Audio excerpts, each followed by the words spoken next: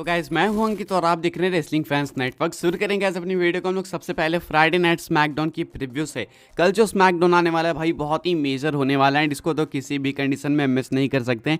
कह सकते हैं कि ये कुछ सबसे अवेटेड स्मैकडाउन में से एक है जिसका हमने पिछले कुछ महीनों में या सालों में इंतजार कर रहा हो। बहुत ही इंपॉर्टेंट है बिकॉज रॉक एंड रोमन दोनों अनाउंसड हैं। देख लेते हैं ओवरऑल प्रीव्यू क्या क्या सेट है, क्या क्या अनाउंसड है। Logan Paul versus the Miz का मैच होगा, men's elimination chamber qualifying match, and यहाँ पे जो जीतेगा वो जाएगा एलिमिनेशन चेंबर मैच के अंदर। आई थिंक यहाँ पे लोगन पॉल को विक्ट्री मिलेगी, बाकी हमें स्मैकडाउन के अंदर पता चलेगा।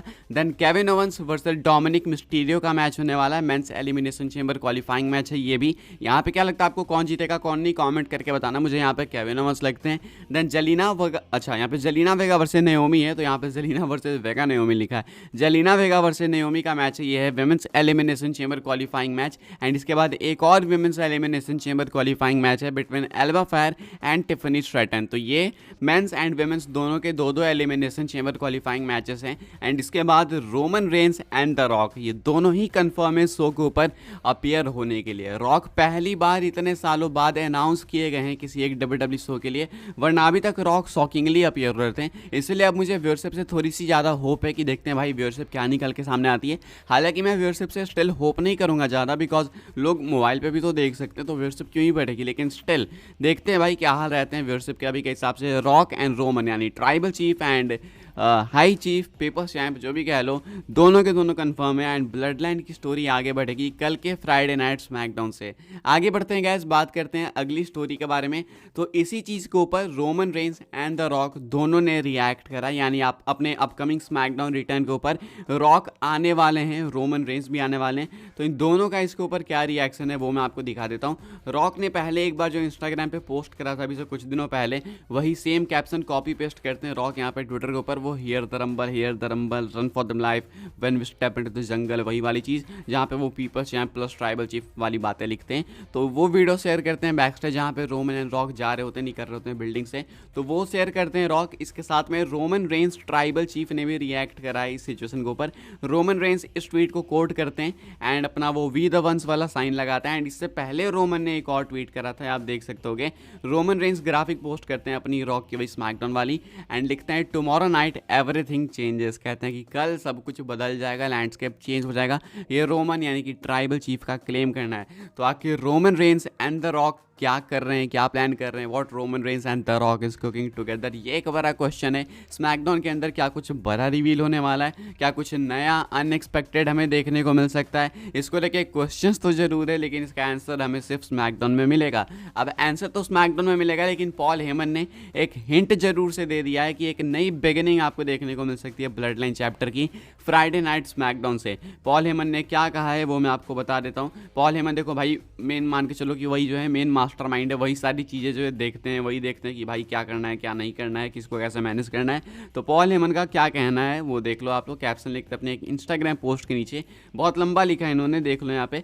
Ladies and gentleman, today is a picture perfect day to acknowledge your tribal chief as WWE tries to grasp the enormity of the events that transpired at the WrestleMania kickoff event in Las Vegas. I remind you that yet another chapter shall unfold tomorrow. तो यहाँ पे काफ़ी important line है, सुनना भाई। I remind you that yet another chapter shall unfold tomorrow, यानी कि ये कहते हैं कि मैं तुम्हें याद दिला दूँ कि कल शायद एक और नया चैप्टर अनफोल्ड हो सकता है, यानी हमारे सामने कुछ और नई चीज़ें आ सकती हैं।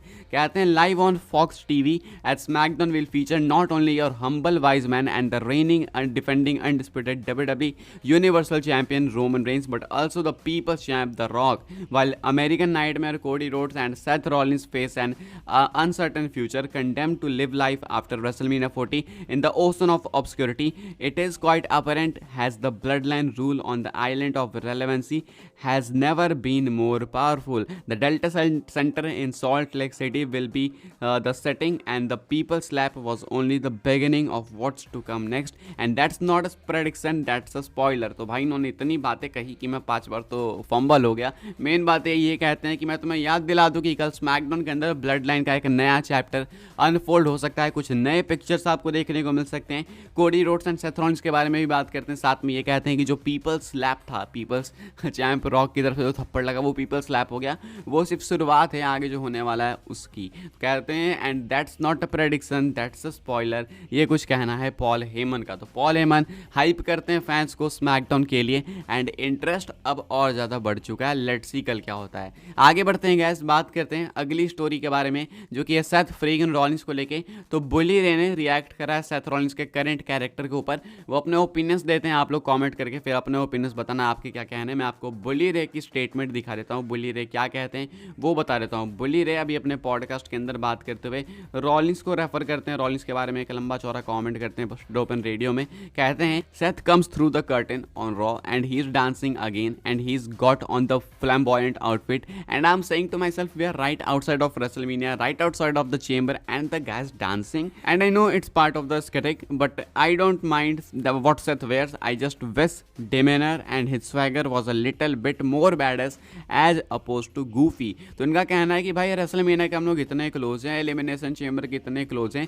एंड ये आपका वर्ल्ड चैंपियन नाचते गाते आता है जोकर की तरह दिखते हुए, ये मुझे काफ़ी ख़राब लगता है। हालांकि मुझे इससे दिक्कत नहीं है कि वो क्या पहने क्या नहीं करे, वो जो पहने, लेकिन जो उसका स्वैग है ना वो थोड़ा ज़्यादा बैडस होना चाहिए था। वो काफ़ी गूफी दिख रहा है। अभी गूफी का मतलब ये है कि भाई काफ़ी फनी टाइप सा हो गया, थोड़ा जोकर क्लाउन टाइप का हो गया, तो वो गूफी दिख रहा है, ये नहीं होना चाहिए था।